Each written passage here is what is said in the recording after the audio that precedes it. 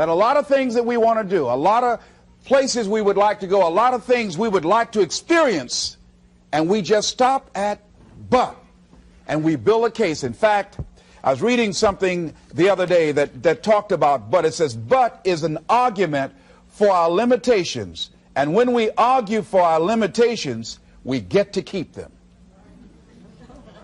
See, but will cause you to procrastinate. But will cause you to hide out behind fear.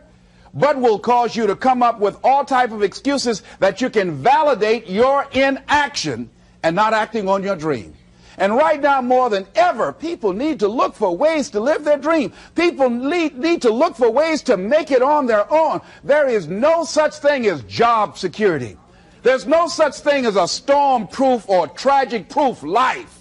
There are no guarantees today, ladies and gentlemen. The illusion is gone. There was a time when we graduated from high school, you were told, go to college and get out, and you go and work for a corporation for 30 or 40 years. They'll give you a gold watch and you'll retire.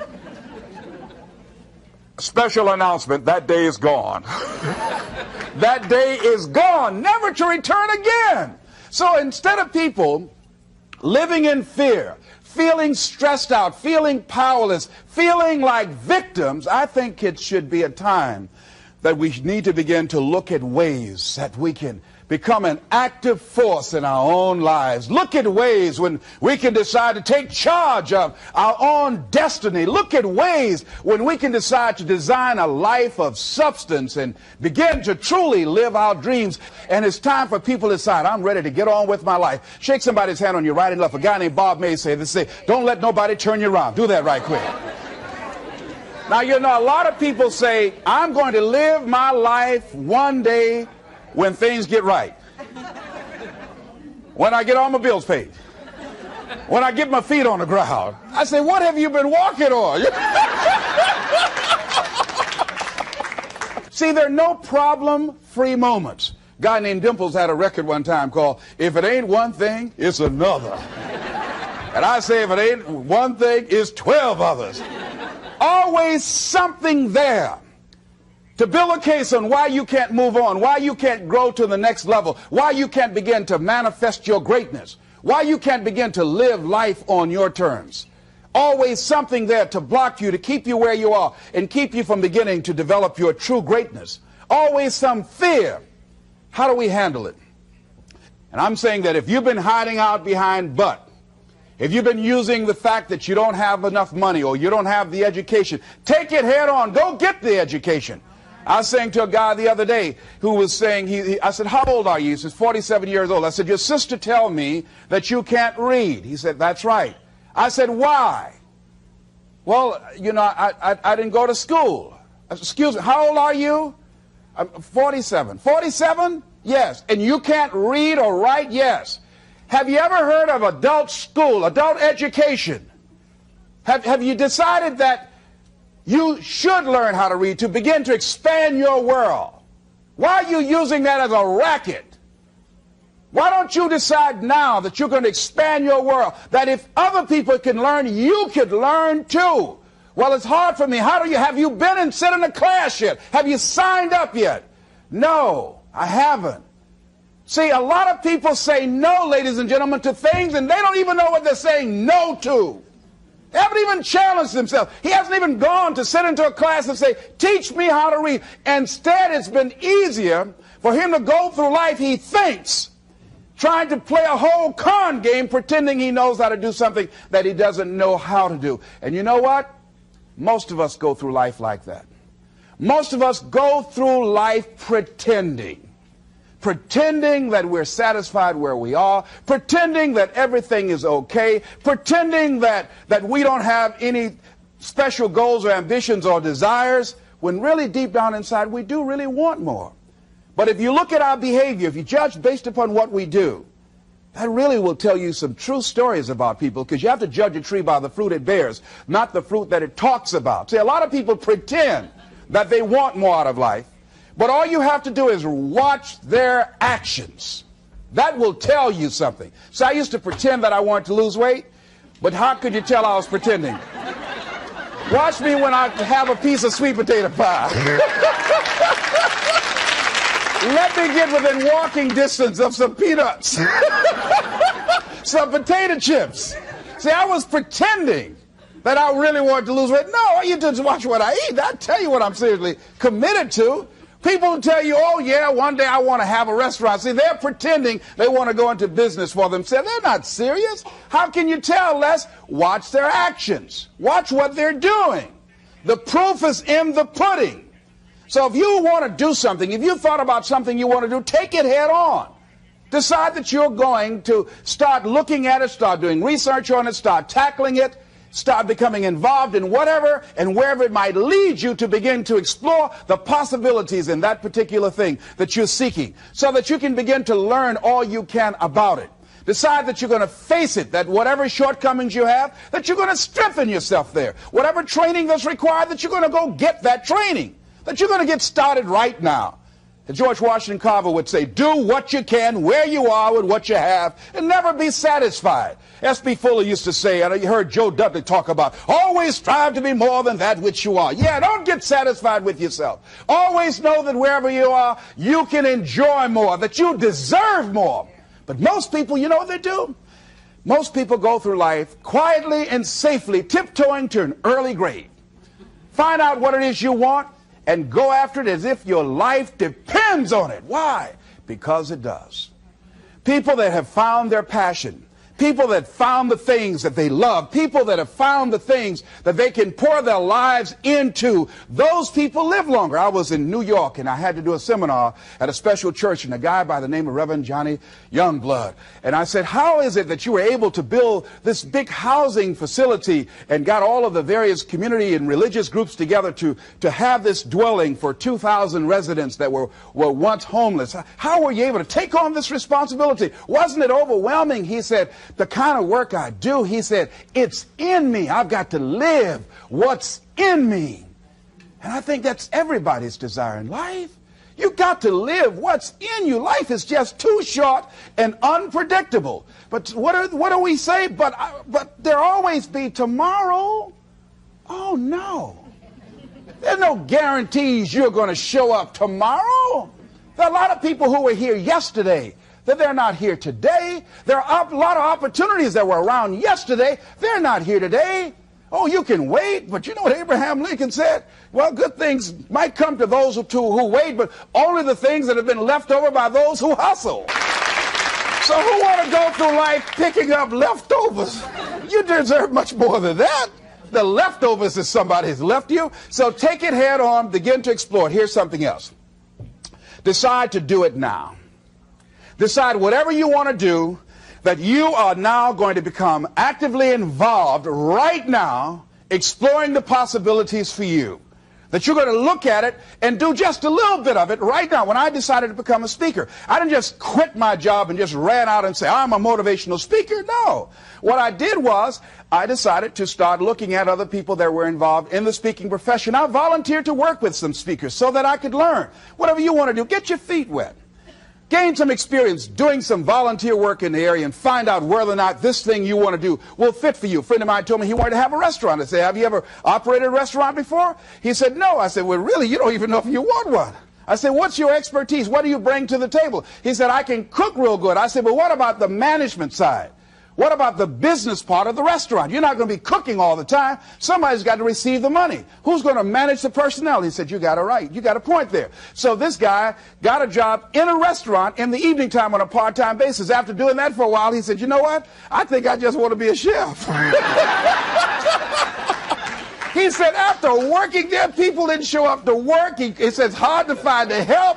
People weren't responsible. The headaches, the guests were just giving him problems day in and day out. They weren't ever satisfied. He said, no, I just think I'll stick to cooking. See, you got to find out what fits for you. Because you might decide that after you go up in there and examine it and experience it and get some experience under your belt on it, well, you say, this is really not what I want. This does not fit for me. So decide that you're going to do that. Now, John H. Johnson said something that's very important. He said, there's no defense against an excellence that meets a pressing public need. See, whatever you decide to do, look at it and find out what is it that I have that I could bring to the table that can begin to enable me to ensure that I could be successful in this. Where is the opening for you? There's room for you out here in the arena called life. There's room for you to come out and live your dream. Don't allow but to keep you in the corner, or keep you up in the bleachers, looking at life, being a spectator, not being a participant, making a difference in life. I believe that all of us came here with something. All of us showed up to give something, and that nobody's going to give that service that you have to give. No one's going to produce your product. No one's going to write your book. No one's going to open your academy. No one's going to begin to create your daycare with a special curriculum to help to cultivate the high self-esteem in our children. That's your idea. And if you don't bring your idea out here, when you die, all of us will suffer because we've been deprived of your genius, because you allowed but to keep you in the bleachers and not pursuing your greatness. You take it to your grave with you. And that's what most people do. I think that's why the guy said that many people die at age 21 and don't get buried until they're 65. They're walking dead. You can tell them by the way they walk. How they look in the face. When they speak to you. I was giving a speech at this high school, and a lady came after school. She said, "Mr. Brown, I want to talk to you about my son." I said, "What is it?" She said, "He's not motivated." I said, "I wonder why." You got to have energy, ladies and gentlemen. You got to have life. If you're excited about what you're doing, even in the area of selling, you know, people don't buy because of logical reasoning. People buy because of your way of feeling. People don't like to be around dead people. No, let the dead bury the dead. No, keep them away from you before they grab you or hold on to you or something. So the fact that whatever you do, you want to be excited about it. You want to have the kind of excitement that is so contagious that people want to be around you. Because whatever you're doing, whatever you talk to people about, this particular idea that you have, they're looking at you and they want to know, do you believe it? And are you the kind of person they want to be in business with? And if you're not positive, if you're not energetic, if you're not fired up about it, how can you expect anybody else to be fired up about your idea? Am I right? All right, repeat after me, please. I'm going to be fired up about my dream. I'm going to go at it with everything I got. Shake somebody's hand on your right and left and say, "You got what it takes." There are a lot of people who say, "But I tried once or twice and it didn't work out."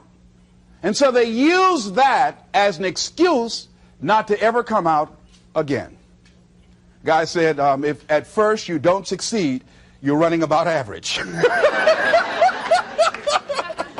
So if you have come out here with an idea and it didn't work out 2 or 3 times, well, that's all right. You're running about average. You know, I heard something, a jarring question. It says, why is it that people prefer known hells to unknown heavens? You know why? Because it's comfortable, ladies and gentlemen. I remember I was in a service once, and I heard Dr. Johnny Coleman give this example. She talked about a man who had been captured behind the enemy lines in a war and was sentenced to be killed or another option. The captain said to the guy, "Listen," he said, "tomorrow morning at 6 o'clock you can face the firing squad, or you can go out this door over here." And the guy said, "What's out the door?" He said, "No one knows. All we can tell you is just unknown horrors." He thought, and the next morning he selected the firing squad. After the shots rang out, the captain's secretary said, "What's beyond that door?" And he said, "Freedom." But very few people would select to do it because it's unknown. See, a lot of people never live their dreams. A lot of people never do the things they want to do. A lot of people stay on jobs where they're miserable. I read an article called, "Is Your Job Making You Sick?" A lot of people, some of y'all know about that already here. So go on and say amen. It's all right. And one lady told me, she said, Les, when I used to go to work, she said, when I stepped in the door, it felt like a refrigerator dropped on my shoulders. How many of y'all understand that kind of feeling? They were miserable, just hated to go after 60 minutes on Sunday afternoon. Or come Monday morning, my head used to throb. I just couldn't take it. Didn't want to go sometimes just for the heck of it. I just drive on by. Whew, I used to hate to go to work. Many of us choose an active living death. Many of us are walking dead. The walking dead. That we're not doing what we want to do. Many of us stay in relationships where we're dying together rather than growing and expanding and living together. We're miserable, but because we don't have the courage to see ourselves beyond that relationship that has turned toxic, we go through life living dead people. And you can always tell couples that have been together for a little while. Go in a restaurant, the ones sitting side by side, giggling and talking to each other, feeding each other with their fork and spoon, they just got together for 1 week. You see them in the car, they're sitting all up each other, hugging and stuff. Oh, they've been together about 3 days, all right? But if you see people in the restaurant, see a couple, and they're sitting in front of each other. Takes so long for this food, I wonder when they're going to hurry up. Those are the married ones. But what if I know people have been married for years, living in 2 separate rooms, sleeping in 2 separate beds? Well, it's cheaper to keep it. Not necessarily. It's according to the price you want to pay. See, the price of peace of mind, the price of living the truth, of being honest with yourself and say, wait a minute, it's got to be more than this. So you've got to decide, wait. Even if things don't work out, even if I experience defeat or failure, that does not make me a failure. It's a difference between failing and being a failure. If things don't work out, if you don't produce the results you want, that's all. But don't confuse who you are with the results that you produce. I used to be a state legislator in Columbus, Ohio. And I remember once I was going to introduce some legislation on the floor, and after getting that legislation passed, a guy came up behind me, and he had some legislation that I opposed him on that. And I was about to stand up to debate this guy, and the guy next to me said, "Excuse me, don't debate that guy." "Why? Do you know who that is?" I said, "No, it's Will Kosky from Toledo. That's a bad dude. He's a lawyer, Les. That man can debate." "I don't care. I'm Les Brown, maybe Brown's boy."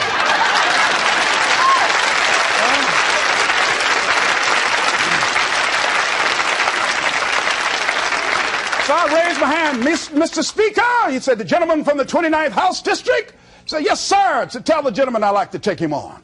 Challenge him on this legislation. He said, Will Kosky said, "I would more than like to, Mr. Speaker." Everybody would say, "Whoa."